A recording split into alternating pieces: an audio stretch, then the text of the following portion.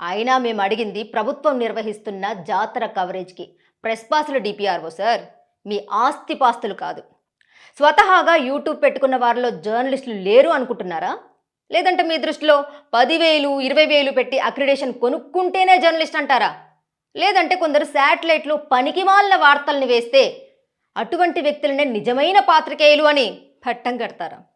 అది కాదంటే జర్నలిజం చేయకపోయినా, సరిగ్గా మాట్లాడడం రాకపోయినా, ముద్దులు పెట్టుకుంటూ డాన్సులు వేస్తూ స్ట్రీట్ ఫుడ్స్ అంటూ బట్టల వ్యాపారం చేసుకునే వారికి, పార్లర్లు నడుపుకునే వారికి ప్రమోషన్స్ చేస్తూ పొలిటీషియన్స్ దగ్గరికి వెళ్ళినప్పుడు ప్రశ్నించకుండా పొలిటీషియన్స్ని జోకుతూ, పోలీసులతో ఫోజులు కొడుతూ, ఫోటోలు దిగుతూ, జర్నలిస్ట్ అని ట్యాగ్ తగిలించుకొని ఏదో సమాజ సేవ చేస్తున్నట్లు కలగురు గంపల పనికిమాలిన రీల్స్ అన్నీ వేస్తూ పబ్లిసిటీ తెచ్చుకునే వాళ్ళే జర్నలిస్ట్ అని మీరు వాళ్ళకి ఏమైనా సర్టిఫికేట్ ఇస్తున్నారా సార్? నేను మాట్లాడింది సరైంది అనుకుంటే గనక కామెంట్ రూపంలో మీ అభిప్రాయాన్ని తెలియజేయండి.